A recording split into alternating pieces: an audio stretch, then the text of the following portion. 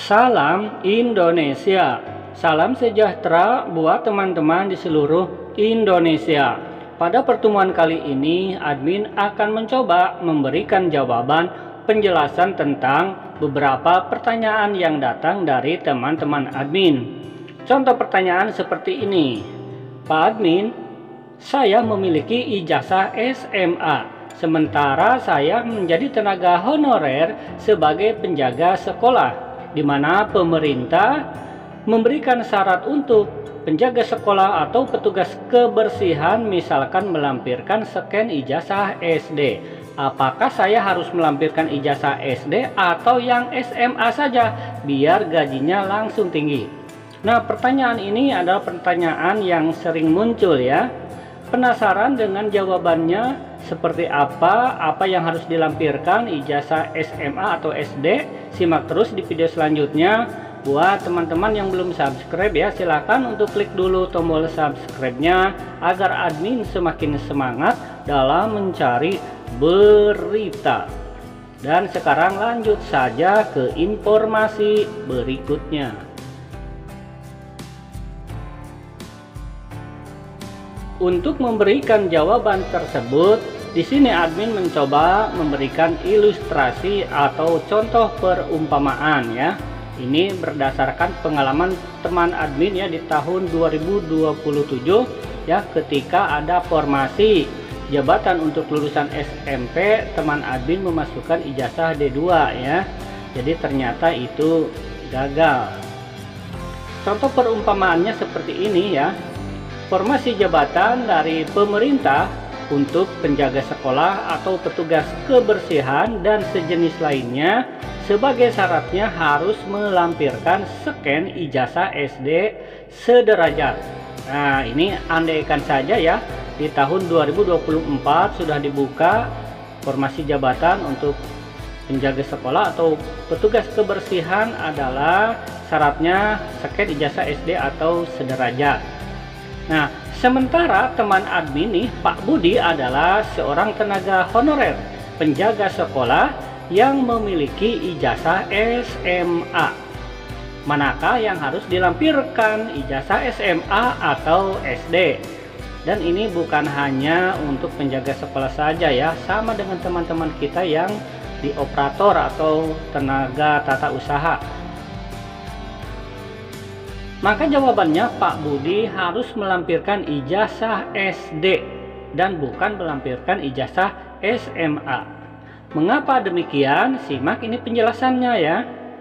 Bahwa pemerintah membuka formasi jabatan penjaga sekolah atau petugas kebersihan ini dengan syarat scan ijazah SD atau sederajat. Ini sudah diperhitungkan dengan anggaran gaji yang sudah dipersiapkan untuk teman-teman ketika menjadi ASN PPPK. Nah, jadi pemerintah tidak sembarangan memberikan formasi jabatan. Misalkan untuk penjaga sekolah atau petugas kebersihan harus melampirkan scan ijazah SD. Ini sudah diperhitungkan dengan gaji yang dipersiapkan tentunya untuk golongan setingkat SD ya. Jadi di sini teman-teman, walaupun memiliki ijazah SMP ataupun SMA, karena yang dipinta di sini adalah scan ijazah SD, maka teman-teman harus melampirkan scan ijazah SD, jangan SMA. Kalau melampirkan yang SMA ini bagaimana? Bisa gagal dalam seleksi administrasi ya. Nah, kemudian yang kedua, ini contoh yang kedua sama saja, misalkan ya, formasi jabatan untuk tenaga administrasi atau operator komputer, ini syaratnya adalah melampirkan ijazah SMA sederajat. Sementara teman-teman memiliki ijazah S1, S1 komputer maupun S1 tenaga administrasi. Maka yang dilampirkan jangan ijazah S1 ya, karena yang dipinta adalah ijazah SMA sederajat. Teman-teman harus melampirkan ijazah SMA atau sederajat. Mengapa demikian? Karena pemerintah sudah mempersiapkan gaji yang dianggarkan adalah untuk lulusan ijazah SMA sederajat. Nah, jadi di sini teman-teman jangan memaksakan karena saya memiliki ijazah S1, S1 saja. Jangan ya, ini bisa gagal dalam seleksi administrasi.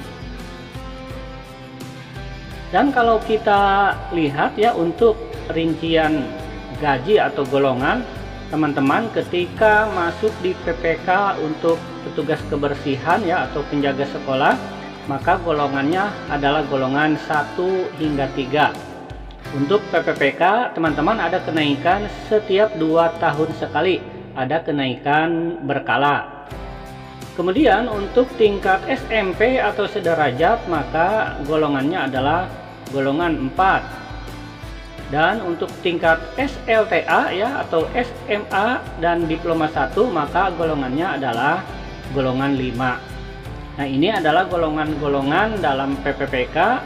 Nanti ketika teman-teman menjadi ASN PPPK, maka inilah golongan yang akan diampu ya untuk tingkat SD, SMP maupun SMA. Adapun ini adalah rincian tentang gajinya ya. Nah, ini untuk golongan 1, ini sebelum ada kenaikan 8%, tingkat SD sederajat, maka ini paling rendah adalah gajinya Rp1.794.900 dan paling tinggi adalah Rp2.686.200. Ini untuk tingkat golongan SD. Kemudian untuk golongan SMP sederajat, maka ada di golongan 4 ya. Ini untuk golongan 4, gaji terendah adalah Rp2.129.500 dan paling tinggi adalah Rp3.089.600. Ini untuk jenjang SMP atau sederajat. Kemudian untuk SMA ya, SMA dan diploma 1, ini adalah golongannya adalah golongan 5 dengan gaji terendah Rp2.325.600 dan tertinggi Rp3.879.700. Ini merupakan gaji pokok ya teman-teman. Apabila teman-teman memiliki istri atau anak, maka ada lagi ya tunjangan istri dan tunjangan anak, kemudian ada juga THR, ada juga gaji ke-13, kemudian ada juga ya kenaikan 50% ya untuk THR maupun gaji ke-13 ya. Jadi di sini teman-teman tenang saja ya, walaupun golongannya golongan 1, yang penting barokah ya dan diakui oleh pemerintah menjadi ASN.